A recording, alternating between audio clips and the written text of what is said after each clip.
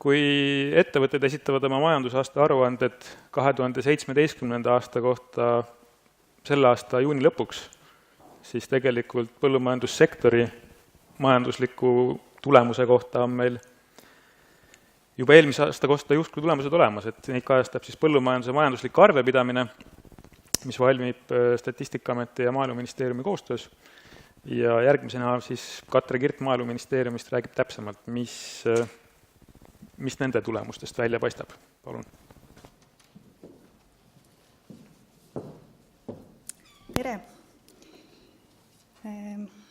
Maaeluministeeriumist Katre Kirt ja tõesti koostöös Statistikaametiga me koostame põllumajandusliku majandusliku arvepidamise statistikatööd. Ja Maaeluministeeriumi ülesandeks on siin teha nii-öelda prognoose ehk esialgseid hinnanguid, mis esimene hinnang saab valmis tavaliselt novembri lõpuks jooksval aastal ja seda me korrigeerime veebruari lõpuks siis. Mitte veebruari lõpuks, vaid veebruari alguseks ja nüüd täna jutuks tulevad 2017. aasta andmed ongi siis avaldatud 5. veebruaril 2018. Ja põllumajanduse majandusarvestus on tegelikult rahvamajanduse arvepidamise satelliitkonto, mille metoodika on samuti Euroopa tasemel kokku lepitud ja seda rakendatakse juba alates 2004. aastast. Ja kui seal on ka mingeid muudatusi tehtud, siis need on seotud rahvamajanduse arvepidamise muudatustega. Ja kui nüüd praegustest aruteludest viidata, siis on kerkinud üles teema Euroopa Kontrollikoja poolt, et kuidas mõõta avalikku hüve. Ja põhilised küsimused siin on, et milline oleks siis selle avaliku hüve kogus ja milline oleks selle hind, et teda majandusarvestusse kaasata, kuna seal kujunevad kõik näitajad eurodes ehk siis koguse korda hinnakorrutisena. Ma igaks juhuks panin siia ka skeemi, et mida siis põllumajandusarvestus endas hõlmab. Et Eve oma ettekandes juba mainis, kellest jutt käib, kõik põllumajanduslikud majapidamised, siis, kes toodavad põllumajandussaadusi, lähevad meil arvesse ja nende saakide ja loomade arvu ja varude muutuse ja põllumajandusliku kasutuse pealt siis arvestatakse välja põllumajanduse majandusharu toodang ja sellele lisatakse ka mõned tootmisega seotud toetused. Ja sellest siis hakatakse maha võtma kulusid, ehk siis kõigepealt vahetarbimist, mis sisaldab muutuvkulusid, seemned, väetised ja muu taoline, siis põhivara kulum ja lõpuks siis võetakse maha ka hüvitised töötajatele, intressimaksed ja rendimaksed. Vahepealsed arvutused näitavad siis erineval tasemel lisandväärtuseid ja lihtsustatud öeldes siis ettevõtja tulu on kõikide tulude ja kulude vahe. Ja kui siis mulle tundus, et 3 aasta vaade on natuke lühike, kui kriisist rääkida, et ma võtsin siiski pikema vaate, et alates 2008. Et põllumajanduse majandusharu toodangu väärtus on selle perioodi jooksul suurenenud ligikaudu 3% võrra, ehk 669 miljonilt 906 miljonile. Vahepealsed sellised sügavad langused on olnud 2009 ja 2016. Ja kui struktuuri vaadata, siis loomakasvatus ja taimekasvatus toodangu väärtus moodustab enam-vähem poole kumbki põllumajandussaaduste toodangu väärtusest ja majandusharu toodangu väärtuses siis 9–10% lisaks toodangu väärtusele moodustavad veel põllumajanduslikud teenustööd ja lahutamatu kõrvaltegevus. Kuna tegemist on makrovaatega, siis suur pilt näitas, nagu oleks see 2016 auk ära olnud ja 2017 juba tundub, et kõik läheb hästi ja nii ongi, siis ma ikkagi lööksin lahku taime loomakasvatustoodangu väärtuse arengud. Et nagu siit jooniselt on näha, siis taimekasvatustoodangu väärtuse muutus on igal juhul suurema tõusuga kui loomakasvatusväärtuse toodangu väärtuse muutus ja kui neid liikumisi vaadata, siis taimekasvatuse tipuaasta oli tegelikult 2012, mitte 2015. Sest vahepealne langus nagu natuke nullib selle 2015 tõusu sealt ära ja praeguseks hetkeks on taimekasvatuse toodanguväärtus siiski veel languses võrreldes tipuaastaga 2012. Ja loomakasvatuse toodanguväärtuse langus algas tegelikult aastal 2013 ja 2017. aastaks me arvame, et esialgsel hinnangul tundub, et see väärtuse tase on uuesti taastunud. Kuid nagu siin näha on, siis kõige raskem on olnud ikkagi aasta nii taime- kui loomakasvatuses just 2016. Ja nii nagu Eve ütles, ma räägin siis ka natukene hinnast, ehk toodanguväärtus ja ka kulude pool hästi palju sõltub sellest ja me kasutame majandusarvestuses hinnaindekseid, mida siis Statistikaamet koostab 2005 aasta baasil. Ja kui seda trendi siin vaadata, siis ostuhinnaindeks on üldiselt üsna stabiilne, kuid pidevalt kallinev. Samas tootjahinnaindeks kõigub üles-alla, nii nagu ise tahab. Samas 2014 kuni 2016 on olnud pidev langus. Nüüd 2017 on jällegi situatsioon, kus põllumajandussaaduste tootjahinnaindeks on kallinenud enam kui sisendite hinnaindeks. See ei ole küll väga tavapärane olnud viimaste aastate jooksul, kuid on üsna hea märk. Ja kui nüüd võtta jälle eraldi taimekasvatuses hind, siis taimekasvatussaaduste tootjahinna muutuse suundumus on suurema tõusuga kui sisendite ostuhinna muutus, ehk siis taimekasvatusel tundub olevat läinud natuke paremini need kuludega toime tulla. Ja perioodi jooksul, kui toodanguväärtus on suurenenud 52%, siis tootjahinna tõus on olnud 25%, ehk siis toodanguväärtuse kasv on tulnud enam-vähem pooles osas hinnatõusu arvelt.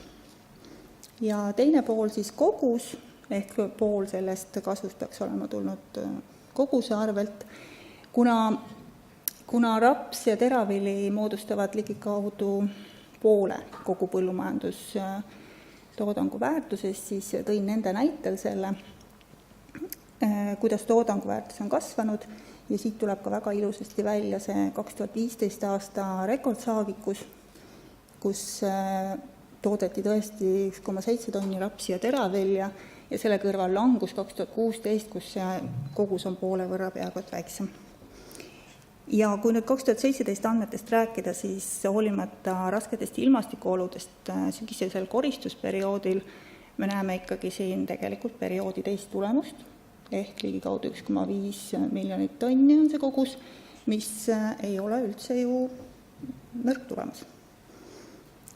Ja toodangu väärtus on tegelikult, toodangu kogus on suurenenud peamiselt siiski saagikuse arvelt, sest kasvupind ei ole nii oluliselt suurenenud. Loomakasvatuse hinnatase on hoopis teine kui taimekasvatusel. Et nagu näha, jääb ta alla nii sisendite hinna muutusest kui ka põllumajandussaaduste hinna muutusest. Ja ma pööraks tähelepanu aastale 2015 ja 2016, kus tegelikult on loomakasvatussaaduste hind olnud 2005 aasta tasemel, mis on ikkagi väga madal. Kuid 2017 on jällegi olnud väga kiire tõus ja vedajaks on siin piim. Ja kui loomakasvatustoodangu väärtus on perioodi jooksul suurenenud 30%, siis tootjahind 11%, ehk siin tegelikult on vedajaks pigem maht. Ja jällegi seesama meie piimanäide, sest piim on meie jaoks niivõrd oluline, et kui piimatoodangu väärtus moodustab loomakasvatustoodangust 47–59% ja ka piimakus on suurenenud peaaegu kolmandiku võrra perioodi jooksul, siis piimatoodangu maht on suurenenud ainult 14%. Aga ülejäänud loomakasvatustoodang ju sõltub loomade arvust, mis viimasel ajal on ju olnud languses, et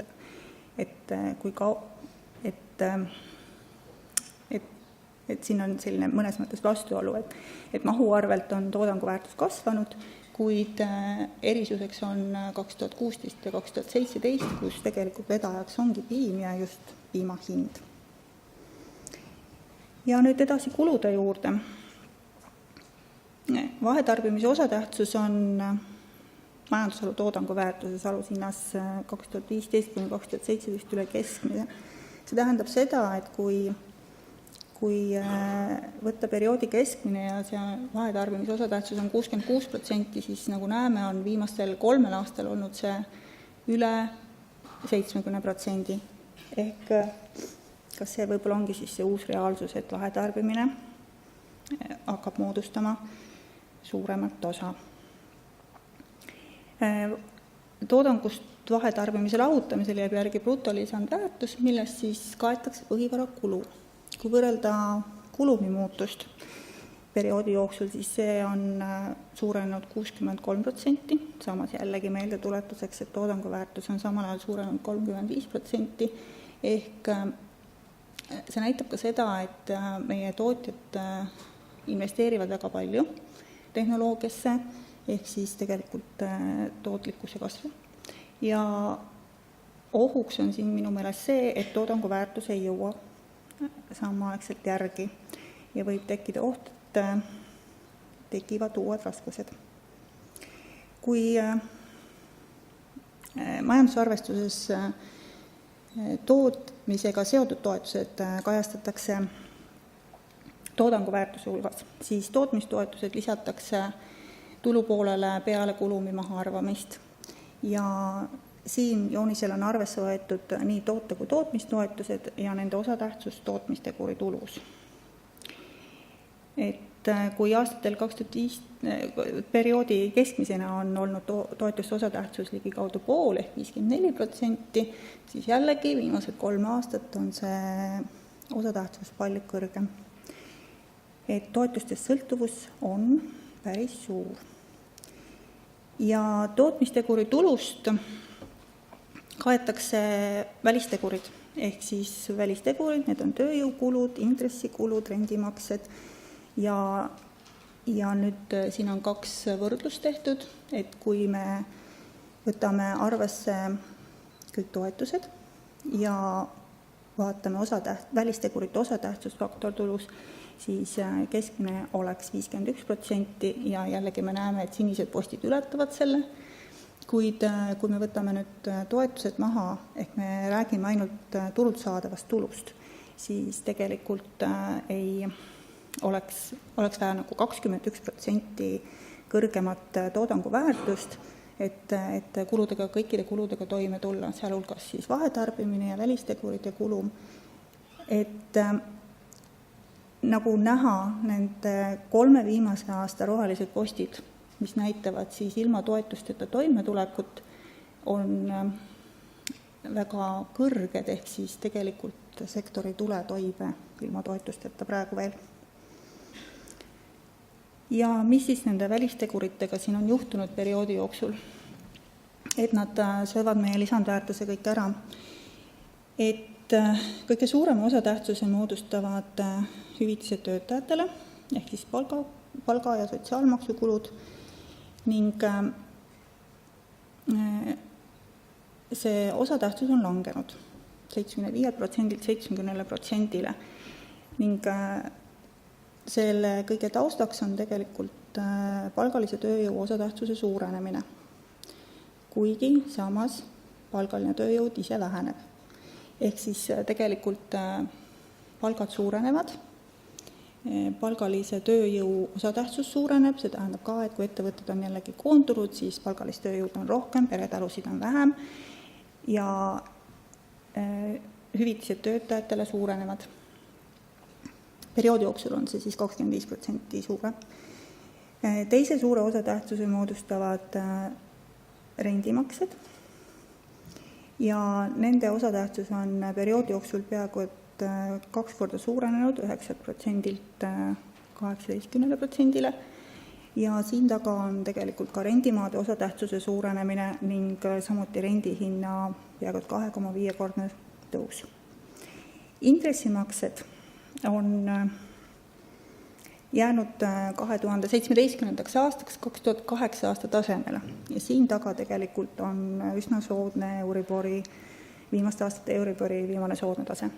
Ehk siis kui 2012 oli Euribori tase 5,5% ja siis ta langes 2012. aastaks alla 1% ning alates jaanuar 2016 on negatiivne, siis see avaldab päris suurt mõju põllumajandustootjate laenukohustuste intressimaksele, sest samal ajal on põllumajanduse, metsanduse ja kalanduse laenuportfell suurenenud ligikaudu 85%, ehk siis tegelikult laenukohustused on päris suured ja loodame, et see intressitase väga ruttu ei hakka tõusma.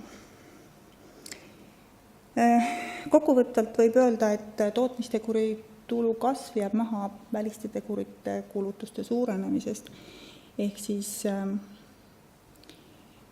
netolisandväärtus faktortulu kohta ei suurene ikkagi nii palju, kui on väliste tegurite kulusurve, et palgatõus ja rendimaksete suurenemine.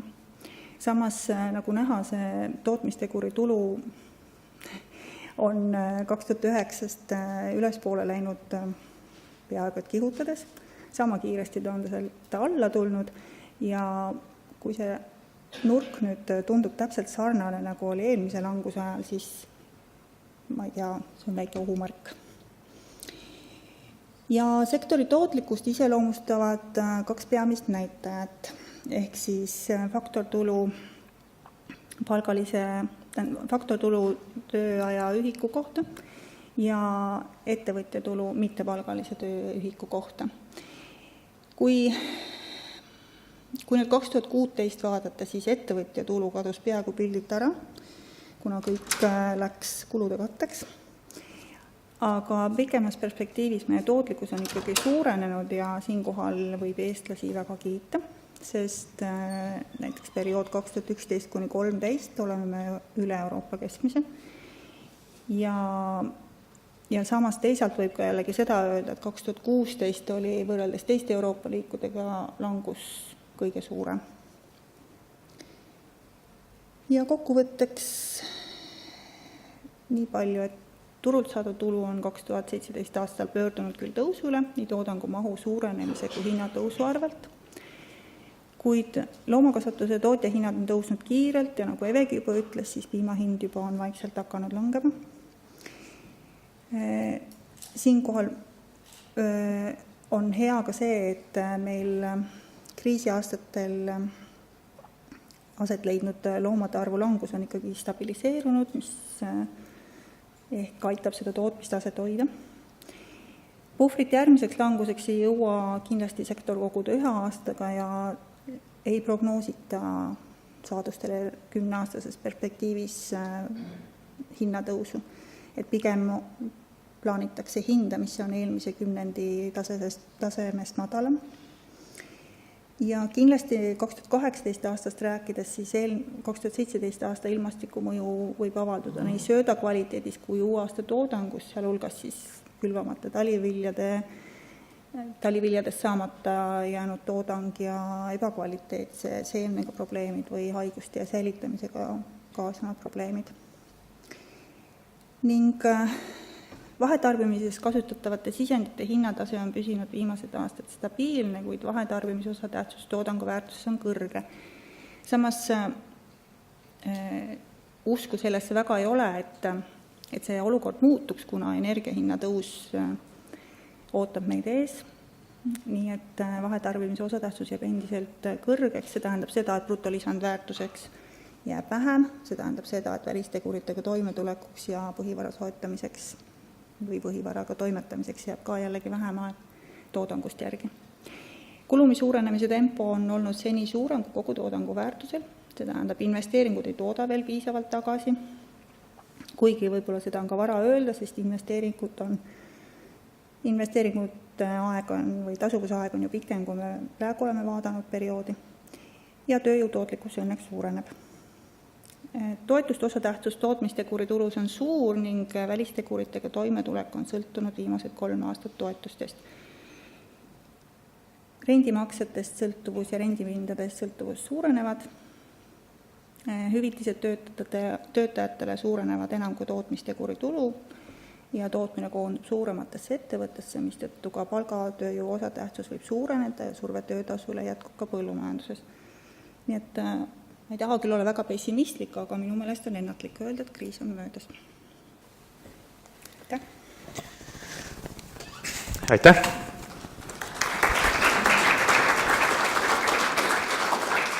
Kas on tekkinud küsimusi? Palun!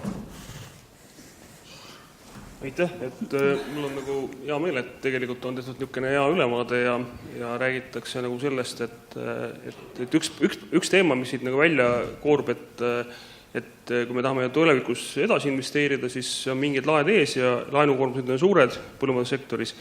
Et minu küsimus on pigem sealt maalt, et kas Maaeluministeeriumil on ka plaanis mõelda mingisuguseid sellekohaseid kas finantsinstrumente või muid selliseid vahendeid selleks, et seda olukorda nagu päästa, et kui investeerida vaja on ja tegelikult kuskil on laed ees, et edasi minna ja turult nii palju tulu ei tule, ja me näeme, et me sõltume päris palju toetustest juba, et mis see lahendus oleks, et kas on seda nagu mõeldud? Aitäh!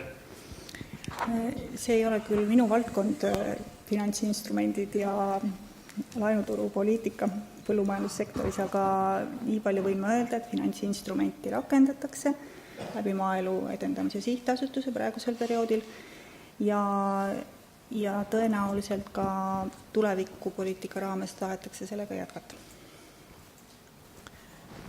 Aitäh! Maarendi suurenemine oli väga julm. Aga küsimus on lihtsalt selles, kas see on Eesti keskmine ja kas Eesti erinevates piirkondades on suuri erinevusi? Kahjuks ei ole mul praegu seda pilti ees, et kas on suuri erinevusi erinevates piirkondades. Praegu on võetud Eesti keskmine. Et tõenäoliselt on, et kus ikkagi tootmine on koondunud, seal on rendimaade hind ka kõrgem.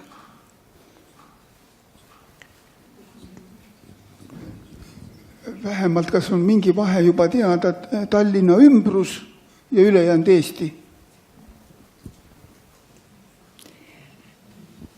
Pigem Tartu ümbrus ja ülejäänud Eesti. Tartu ümbrus ja ülejäänud Eesti. Nii, küsimusi veel? Toetustest sõltuvus on suur, kuidas me selle näiduga paistame välja teiste Euroopa Liidu riikide hulgas, kas meil on see, kui palju see väiksem on kui mujal, ma küsiksin nii. Küsimus on, kui palju see väiksem on. Tegelikult, kui me vaatame, kui palju on toetuste osatähtsusfaktor tulus, siis Euroopa keskmine on 34%, Eesti on 66%. Et kuna tootmistoetuste hulgas ei ole mitte ainult ühtne pindalatoetus ja rohestamine ehk siis esimese samba toetused, vaid sinna hulka lähevad ka maaelu arengukava toetused ja näiteks riiklikud toetused, seal hulgas ka aretustoetus ja siis tegelikult tuleks vaadata mõlema samba toetuseid ja mitte keskenduda ainult esimese samba toetustele. Kas on veel küsimusi?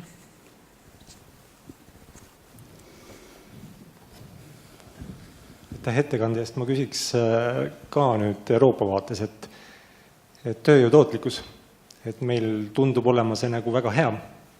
Et kas selle näitaja põhjal, mida Euroopas siis ka väga rõhutatakse, et see on väga oluline näitaja, kas selle näitaja osas on oht, et meie toetuste tase hakkab vähenema oluliselt? Jällegi väga raske vastata niimoodi otse, aga kuna Euroopa Komisjon on tõesti valinud praegu baasperioodiks 2011 kuni 2013, kus meie olime väga tublid, ehk tootlikkuse näitaja on kõrgem kui Euroopa Liidu keskmine, siis seal on meil vaja leida kindlasti põhjendusi, mis argumendid aitaks meid sellest heast näitajast üle.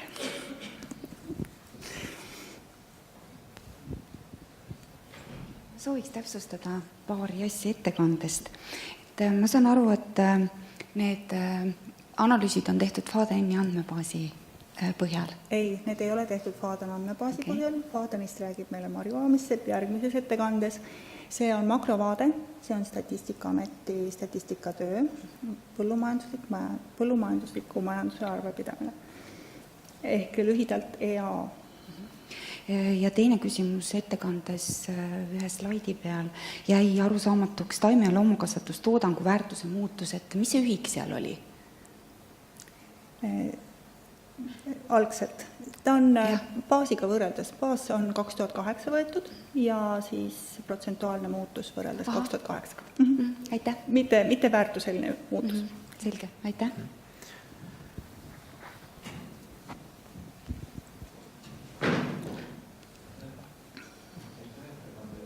On küsimus, et kas on täpsemalt uuritud rendimaade osatähtsust selles osas, kui palju omanikud ise rendivad või omanikfirmad ise rendivad põllumajandusettevõtetele maad? Statistikatööna seda ei avaldata. Aga tõenäoliselt on andmed olemas FADN-i andmete hulgas. Et sealt saaks seda vaadata, aga mina ei oska praegu vastata. Nii, kas on küsimusi veel saalist? Ehk lubate täpsustada. Ma küsiksin nii, et kas on andmeid selle kohta, kui suur on näiteks selle esimese 1000 ettevõtte, mis toodavad 80% toodangust, nende sõltuvustoetustest? Jällegi suurusgruppide lõikes me peaks vaatama ettevõtte tasandil ja FADN andmeid seirates, et makromajanduslikus vaates me sellist analüüsi ei tee. Veel küsimusi? Ma küsiksin, see alguses mainisid põgusalt, et tegeletakse avalike hüvede väärtuse lisamisega siis EAA analüüsile. Et kas sa oskad selgitada, et mis selle põhjus on, miks sellega tegeletakse ja et kas on juba leitud ka mingisuguseid ühtseid metoodikaid, kuidas siis seda erinevates riikides võimalikult ühtemoodi teha? See taust on tegelikult Euroopa Kontrollikoja ettepanek, et toetuste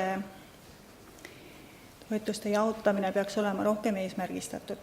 Ja üks osa toetuste puhul on põllumajandusliku maa heas korras hoidmine. Et meil säiliks põllumajanduslik maa, et oleks võimalik kogu aeg kasutusele võtta igal hetkel. Ehk siis nii-öelda ka niitmine on toetatud. Ja see on üks kontrollikoja viide, et me peaksime seda kuidagi mõõtma hakkama, et see kuulub avaliku hüve alla. Et esialgsed mõtted on praegu arutelul ja selle kohta on Euroopa Komisjon tellinud uuringu ning ootame tulemusi. Aga see tähendab, et see puudutab siis praegu selles kontekstis ainult niitmist ja maa hooldamist või on seal nagu ka komponendid on täpsustamisel. Teisi komponente. Jah, et kuidas üldse seda avalikku hüve siit kaudu mõõta ja kuidas seda siis väärtusena näidata.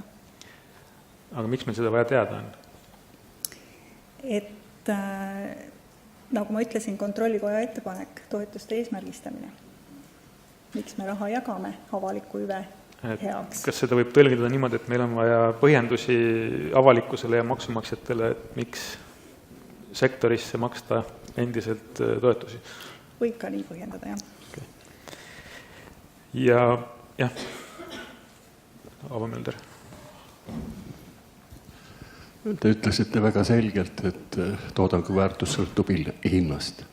See on meil selge. Ütlesite ka, et investeeritud on rohkem, kui toodangu väärtus on. Ja näitasite seda hinnakõikumist, mis käib juba nagu Ameerika mäed ja mina tean jälle tootmise poolt, et toodangu väärtus on enam-vähem või maht on olnud ju kõik see ühesugune. Ja selge on ka see, et farmer ei suuda täna ju mingil määral kaasa rääkida hinnakujundusest. Järelikult siis hinna otsustab töötleja. Kuidas me sellest olukorrast välja saame, enne kui laenukoormused lähevad ju farmeritel ju on suurenenud viimastel aastatel, sellest ei taha keegi rääkida. Et kuidas sellest töötajast jagu saada? Väga hea küsimus. Et see tundub kõikide osapoolte koostöö tulemus olema, aga tootja vaatest aitaks võib-olla suurem turujõud, tootjarühmade loomine, koostöö, et tõenäoliselt Evelin Aeris natukene räägib rohkem töötlejate poole pealt, et siis ta oskab mind täiendada. Aitäh, aga teeme Katrale suure aplausi.